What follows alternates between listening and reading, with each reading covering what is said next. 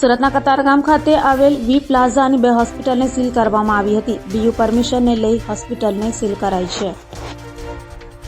સુરત મનપા દ્વારા 3 દિવસે પણ સીલ મારવાની કામગીરી યથાવત રખાઈ હતી. ફાયર એનઓસી અને બીયુ પરમિશન ના હોય તેવા એકમો પર કાર્યવાહી હાથ ધરવામાં આવી છે.